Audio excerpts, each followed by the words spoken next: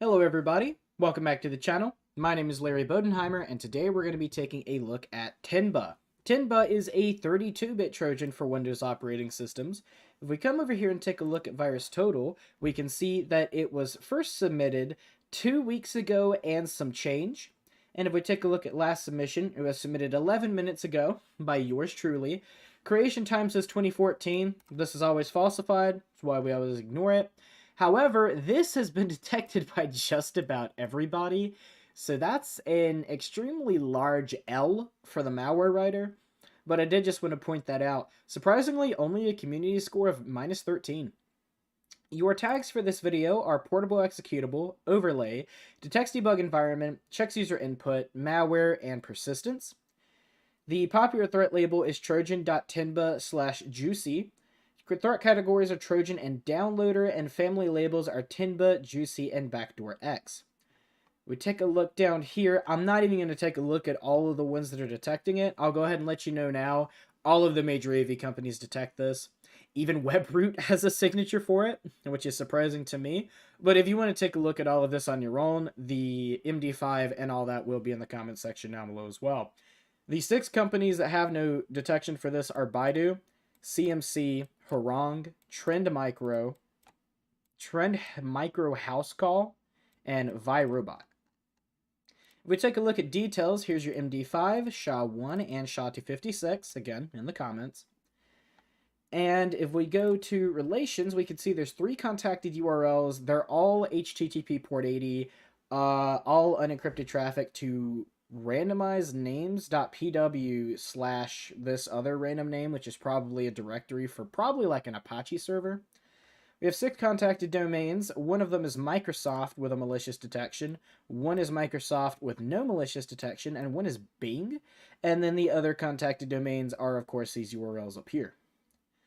Taking a look at IP addresses, we have 29 contacted IPs, and we do have a few detections. We have 1 out of the US with 5, 1 out of the Netherlands with 4, 1 out of the US with 10, and 1 out of Singapore with 6. 3 dropped files, and they both seem to be .bins. They have the same detections too, so it may be the exact same file. And again, I don't spend much time on behavior on this channel, but if you want to take a look for yourself, now's your chance to do so. We do have 2 sandbox detections. Sandbox flags it as malware, banker, and evader, and C2AE flags it as stealer. We also have 2 medium crowdsourced Sigma rules, as well as 2 high and 3 low crowdsourced IDS rules. Last but not least, if we go to community, we could see Cur88, Jaffa Cakes 118, Nike Analytics, Joe Security have all been here. Let's go ahead and take a look at the details for this file, and looking at it, from the front, seeing the icon and the name, looks pretty legitimate to me. If we take a look at the properties, the details look extremely legitimate to me too. Java TM platform SE binary is exactly what it would look like for the details of the actual Java executable. Java TM platform SE6U31, product version and file version look good. Copyright looks okay. And original file name java.exe.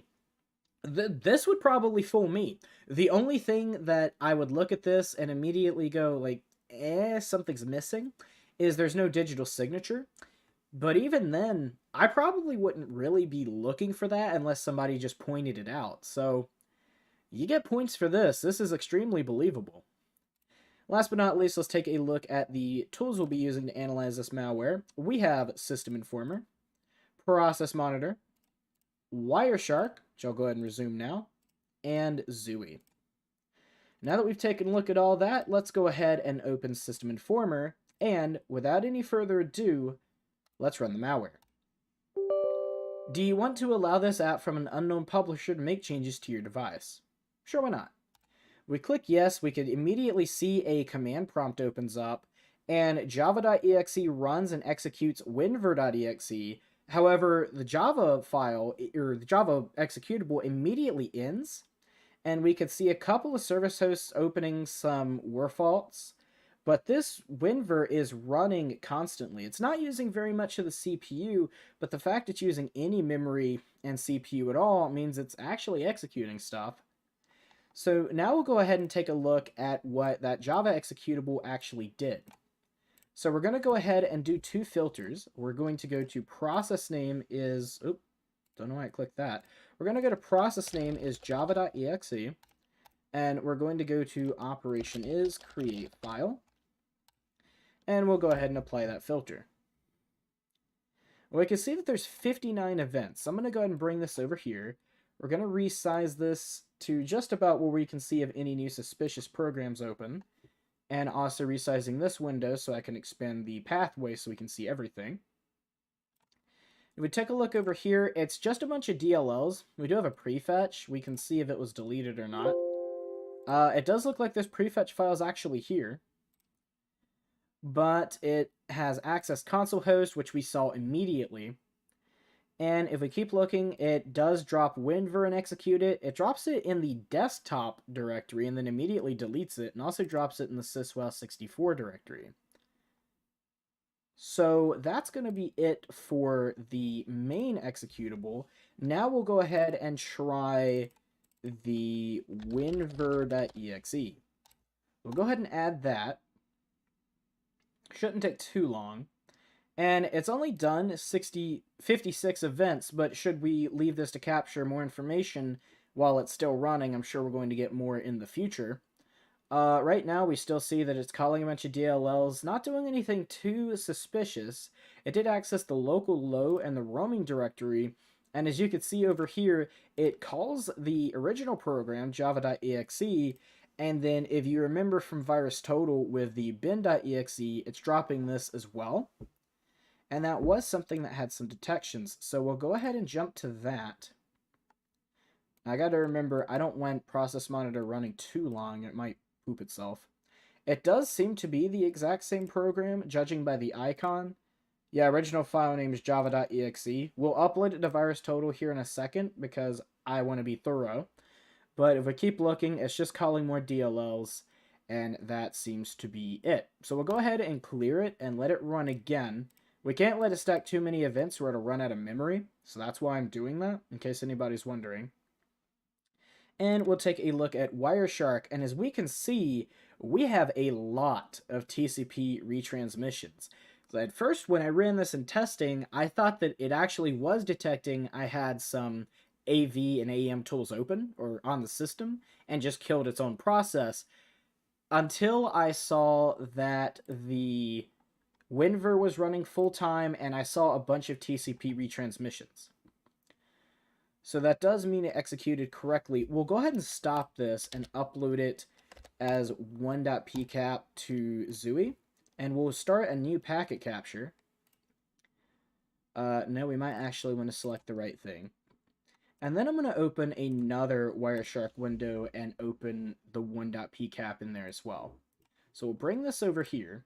We'll go to File, Open, and 1.pcap. And let's take a look through here. So immediately from the start, we have a bunch of these retransmissions. This 216.218 is calling out to me. Now, this 3.4 is a Google Cloud. It, again, doesn't necessarily mean that it's innocent, because a lot of C2 servers can be hosted off of Google Cloud, as the same with Microsoft's cloud service and Amazon's. But this 216.218 is sending the vast majority of the information. And as you can see, everything that we're seeing with it, or almost everything, is a TCP retransmission. There are some push acknowledgements and things of that nature, but most of the stuff is calling out to me immediately. We can also see that there are multiple Google Cloud IP connections. So there's a 34120 and then a 34160. There's also a 3454, so that may be something to keep in mind as well. Although VirusTotal said that there weren't any connections to any Google services, and it's already been uploaded for 16 days, doesn't necessarily mean anything. But yeah, definitely the one I want to take a look at first is the 216.218. We'll take a look at Process Monitor, and we don't have any new events yet for this winver.exe, but I will still let it keep running. So we'll look for the 216.218, and yes, immediately right here, this is the one out of the US with 10 detections. If we open this in VirusTotal, We can see it's claimed by Alpha Mountain, Anti-AVL, Bitdefender, PsyRadar, Force Point Threat Seeker, Fortinet, GData, Lionic, Malware URL, and WebRoot. One I'm not seeing is Sock Radar. I just want to make sure it's down here as clean. Where is Sock Radar? Sock Radar, Sock Radar, Sock Radar. Where the heck is Sock Radar? Hello? Oh, it's unrated by Sock Radar. And now, for some reason, the vast majority of the times I reanalyze an IP address in VirusTotal, it never actually does do the reanalysis, just shows old results. But we'll try it. We can also see that the packet has, or the packet capture has finished being filtered out by Zooey. So we'll go ahead and open and query the pool really quick and see if there's anything to be detected. 93 total rows, and immediately we've got an alert 1 here. ET malware, PT security, Tinba check-in 4. Category malware command and control activity detected. And this might be the same. Check-in 2. Okay. Alert 3, ET info, HTTP request to a .pw domain, miscellaneous activity, action allowed. These are all going to be allowed, by the way. I have none of this set to deny. Alert 2, ET DNS query, likely hostile, potentially bad traffic. And then the same thing here. But that's probably for a different one of the PW domains, because if you remember, there were 3 that it was being connected to, or at least 3 subdomains. That's all out of that one, but immediately everything is pointing to still actually capturing information. And we have a lot on this new packet capture. I think we only had around 500 some packets on the last one. So we'll go ahead and stop this, save it as 2.pcapng. We can go ahead and close this one because we're done with it. And we will open this to import more data from 2.pcap. We still don't have any new information from Winverse, so maybe it's already done everything that it's going to do. But the fact that it's running full-time and isn't sending any new information makes me think that this does actually have persistence. We're also going to do something new. I don't think that we're going to get anything from that bin.exe because we never saw it run. But I am going to go ahead and try. So let's go to winver.exe, delete all of that. For some reason, control backspace doesn't work. Yes, add that item. And then what's another one that we want to take a look at in VirusTotal? So yeah, as you can see, it never actually reanalyzed. It said that it was going to, and then it just stopped. And this one is out of the US, so I tell you what, we're also going to look for the other 3. There's no guarantee that it's going to connect to all of these IP addresses every single time, but I will check through Wireshark to see if it did this time. And then we're also going to look these up on Abuse IPDB and Whois. And as you can see, bin.exe never did anything. Okay, I'm going to let Wireshark keep running, but we're probably not going to make a third packet capture. Let's go ahead and look at the second one really quick and see if it tells us any new information. 318 events. Suricata stream. Okay, we could ignore that. Anything with Suricata streams or expected information can be ignored. HTTP, this is the Microsoft Tile Service weather app thing. Suricata. Probably Suricata, yep. We got a bunch here, but they're all probably also Suricata. They are. Any alert 1s or alert 2s is what I'll jump on. But I feel like we're not going to see any more of those now. We do have a notice. Too little traffic. Okay, that's fine. And just to check this last one, be thorough, it's also Suricata. So we can go ahead and close Zooey. We're done with it. And I will go ahead and pause the packet capture for that, or the process capture, just so it doesn't run out of memory. And now we're going to go ahead and we're going to open... let's open a new Wireshark window. I think I closed the 1.pcap, and we're going to open 2.pcap because it had a lot more information. So we're also going to try IP ADDR equals 104, if I can type right, 104.131.68.180. The system did not make any connections to that IP address. 178.62.201.34. None there. And then this, obviously it was connecting to this one. So 4577-24979. Oh, it might help if I put the actual IP address part. And no packets sent on that. So the only one that's malicious, huge air quotes, that we connected to is the 216.218. So now I'm going to go ahead and open abuse IPDB and who is. And we're going to put all 4 of these IP addresses in abuse IPDB. We might not put any of them in who is. It just depends on how much information we get. So we'll go ahead and copy that. And we'll shove it in here. We'll do a check. And this 104 was found in the database. It was reported twice, but the last report was 6 months ago. Port sweep, 5 failures on 10 minutes. So a port scan, and then an unauthorized connection attempt, and they flagged it as brute force. 2 different people. So you know.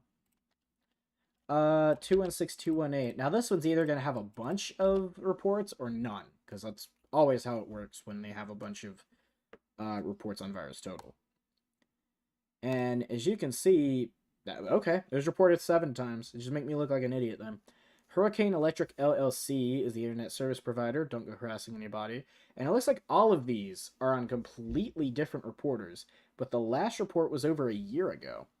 Unfounded abuse to Spam House, command and control for a completely random subdomain or domain.com. Detected hacking. Oh my god, hacking watchdogs. Okay, you could be a little more specific than that. SQL injection on general web app attack. Okay. IP was found connected to a server we manage, ran through app.any.run, and was found malicious with C2 services active. Ow. Okay. Ran by us. Cool. Recently received a... I'm not reading all that. Hurricane Electric. Yeah, I don't care. Initiator of ran by a spam. Okay. Fair enough. We'll take a look at the last 2, and then I think at this point the last thing to do is restart the computer and see if it does have persistence. This has 3 reports out of Singapore. Last one was 6 months ago. Aggressive port scan detected, unauthorized connection attempt. Okay, and then the last one. Oop, get out of here. Was that the last one? Maybe we didn't look at this one. Hang on. Yeah, this one was only reported once 6 months ago, unauthorized connection attempt. Alright, so that is going to be about it. The last thing we can really do at this point is just restart the computer and see if it actually does have any persistence.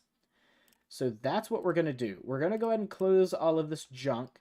We're going to restart the computer. I am going to go to System Informer as quick as possible to see if bin.exe immediately opens and closes like java.exe did. And whether it does or not, we'll see if WinVer or any other application is still running to see if it has persistence. Unfortunately, with this malware, like the vast majority of the other ones we've reviewed lately, I believe that this is actually going to be a persistent rat, which sucks, but it is what it is. We don't see anything running immediately, but remember, most of... Oh, yeah, it immediately bin.exe opens, and it opens winver.exe in its own program, which is up here under services now. It was under Explorer, but now it's under services. So, unfortunately, this... Shut up, phone. Unfortunately, this is a persistent rat, but, you know, not really much you can do about it. You can run some AV software and get rid of it, but the damage is already done. They've got your information. So at this point, you change your passwords and all of that good stuff, and try to be more careful about what you download on the internet. But that's going to be it for this video. I hope you guys did enjoy. If you guys did enjoy, please make sure to leave a comment letting me know what you thought was interesting about this one. And let me know if there's anything I didn't do that you want to see in future videos, as well as if there's something I did do that you feel is redundant or pointless. And also, if you're new to the channel, please make sure to leave a like and subscribe. It helps me out a lot. My name is Larry Bodenheimer. You guys have been amazing, and I will see you in the next one.